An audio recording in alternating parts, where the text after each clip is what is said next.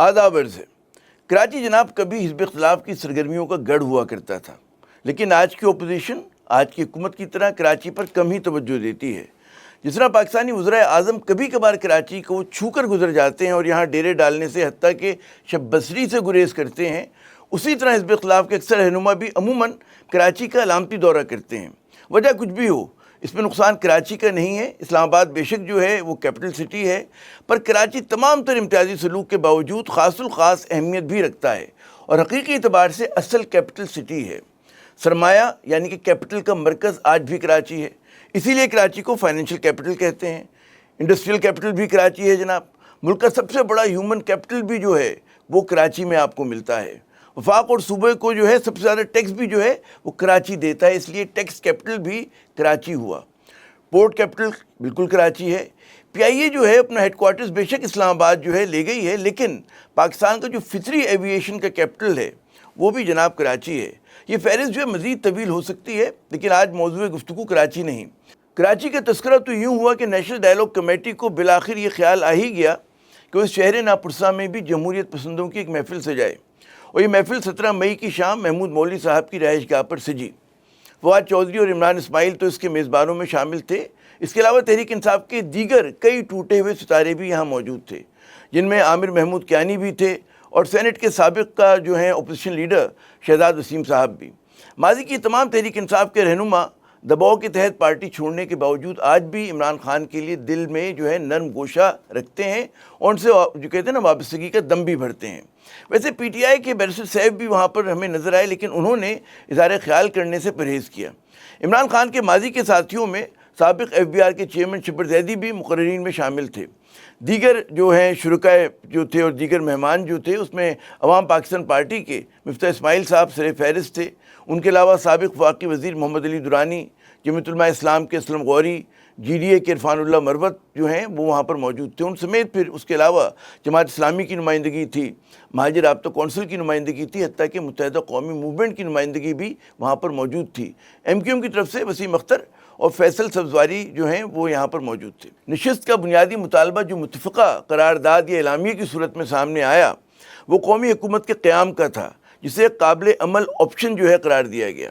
قومی حکومت کا مطالبہ جو ہے نیشنل ڈائیلاگ کمیٹی کے پلیٹ فارم سے مسلسل اٹھایا جا رہا ہے، جس کا جواز ایک طرف ملک میں جاری و ساری سیاسی مہاجرائی کو قرار دیا جاتا ہے، تو دوسری جانب شہباز حکومت کی امن و امان اور معیشت کی بحالی میں مکمل ناکامی کو جو ہے اس کو جو ہے ذمہ دار ٹھہرایا جاتا ہے۔ لیکن یہ قومی حکومت کیسے قائم ہوگی؟ اسے قائم کون کرے گا؟ کیا قومی حکومت کی جو ہے آئین پاکستان میں گنجائش موجود ہے؟ اور ایسی کسی حکومت کے قیام کی کوششوں پر نون لیگ اور پاکستان پیپلز پارٹی کا کیا رد عمل ہوگا؟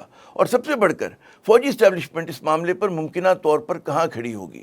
ان سوالات پر میں ذرا آگے چل کر بات کرتا ہوں، لیکن اس سے پہلے وہ جو نیشنل ڈائیلاگ کمیٹی کی جانب سے جاری کردہ متفقہ اعلامیہ ہیں، وہ ہمیں نظر آتا ہے کہ کئی اہم ترین معاملات پر سرخ جھنڈی جو ہے لہرا رہی ہے، جو تحریک انصاف کی بھی میں سمجھتا ہوں کہ بنیادی مطالبات میں سے ہیں، جن میں سب سے اہم جو ہے وہ بیمار سیاسی قیدیوں کو فوری طبی امداد پہنچانے کا ہے اور مذاکراتی عمل کو شروع کرنے کا ہے۔ ظاہر ہے کہ مذاکرات کے عمل کو ممکن بنانے کے لیے وہ کہتے ہیں نا سیاسی تناؤ و کشیدگی میں کمی بہت ضروری ہے، جس کی ابتدا جو ہے وہ قیدیوں سے بہتر سلوک سے شروع ہوتی ہے، جس میں عمران خان سے جیل میں ملاقات پر پابندی کا خاتمہ، اور صرف انہیں ہی نہیں بلکہ دیگر تحریک انصاف کے جو رہنما ہیں، بیمار رہنما ہیں، جس میں بشمول یاسمین راشدہ صاحبہ ہیں، اعجاز چودھری صاحب ہیں، ان کو فوری اور مناسب کہتے ہیں طبی امداد اور ان کی اسپتال منتقلی کی جو ہے وہ ضرورت ہے۔ وہ جو کمیٹی کی قرارداد یا اعلامیہ ہے اس میں رہنماؤں کا نام تو نہیں لیا گیا، لیکن قرارداد کی اس ایک سطر سے واضح ہوتا ہے کہ اشارہ کس طرف ہے، اور جو ایک میں سمجھتا ہوں کہ جائز مطالبہ بھی ہے۔ اعلامیہ میں سب سے زیادہ جو توجہ جو ہے وہ ملکی معاشی حالت زار پر ہے، خصوصاً عام پاکستانی کی مشکلات پر، جس میں نہ کوئی میں سمجھتا ہوں کہ مبالغہ آرائی ہے اور نہ ہی کوئی پروپیگنڈا، بلکہ پاکستان کی جو حقیقی صورتحال ہے یہ اس کی ترجمانی ہے۔ اعلامیہ میں پیٹرولیم مصنوعات کی قیمتوں کے حوالے سے حکومتی پالیسی کو جو ہے پاکستانی عوام کے مفادات کے خلاف قرار دیا گیا ہے، اور کہا گیا ہے کہ جی ایران میں جنگ شروع ہونے کے بعد شہباز حکومت نے ریفائنریوں اور پیٹرولیم مارکیٹنگ کمپنیوں کو فائدہ پہنچانے کے لیے ہر موقع سے جو ہے انہوں نے کہتے ہیں نا اس کو ایکسپلائٹ کیا، اس پوری صورتحال کو، جس سے ان کمپنیز کو جو ہے بے تحاشا منافع پہنچا۔ اعلامیے میں مطالبہ کیا گیا کہ جی تفتیشی ایجنسیاں ان کرپٹ فیصلوں کی چھان بین کریں جو کہ مفادات کے ٹکراؤ کا براہ راست نتیجہ ہیں، یعنی کہ دال میں کچھ کالا ہے، یہ جو فائدہ پہنچایا گیا ہے یہ ایسے ہی نہیں پہنچا دیا گیا۔ پھر اعلامیے میں کہا گیا کہ جی آج پاکستانی عوام جو ہے خطے میں سب سے مہنگا پیٹرول، سب سے مہنگا ڈیزل ہی نہیں بلکہ بجلی اور گیس بھی خرید رہے ہیں۔ پیٹرول کی قیمت میں جو ہے 35% اور جو ہے وہ ٹیکس شامل ہے، جبکہ ڈیزل کی قیمت میں 18% جو ہے وہ ٹیکس شامل ہے۔ اعلامیے میں کہا گیا کہ جی بطور وزیر اعظم شہباز شریف صاحب نے اپنے 4 سالہ دور حکومت میں ماضی کے کسی بھی دوسرے وزیر اعظم کے مقابلے میں قومی قرضوں میں سب سے زیادہ اضافہ کیا ہے۔ پاکستانیوں پر کسی بھی دوسرے وزیر اعظم سے زیادہ انہوں نے ٹیکس لگائے ہیں، اور پاکستانیوں کی حقیقی جو آمدنی ہے اس میں جو ہے کمی ہوئی ہے کس دور میں؟ شہباز شریف صاحب کے۔ غرض شہباز حکومت کی جو معاشی پالیسیاں ہیں وہ ملک کے لیے اور پاکستانی عوام کے لیے اب تک جو ہیں وہ تباہ کن ثابت ہوئی ہیں۔ اعلامیے میں کہا گیا کہ جی اب یہ واضح ہے کہ شہباز شریف اور آصف علی زرداری کے دور میں معاشی ترقی، عوامی بہبود اور بااختیار مقامی حکومتیں جو ہیں ان کا قیام ناممکن ہے۔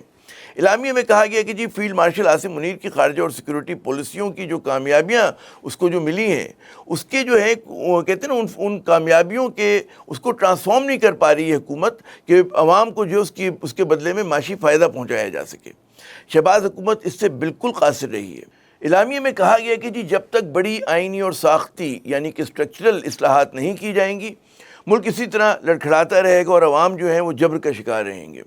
اعلامیے کے مطابق ان اصلاحات میں بااختیار مقامی حکومتیں، چھوٹے صوبے، NFC کے فارمولے میں تبدیلی، ٹیکسوں اور حکومتی اخراجات میں کمی اور تمام صوبوں میں بے مثال بدعنوانی کے احتساب جو ہے وہ شامل ہے، اور ان اصلاحات کو جو ہے نافذ کرنے کے لیے قومی مکالمے اور مفاہمت کی ضرورت ہے تاکہ ملک میں ایسی کہتے ہیں انتظامی اصلاحات لائی جا سکیں جو غیر جانبدارانہ، شفاف اور منصفانہ انتخابات کو یقینی بنا سکیں۔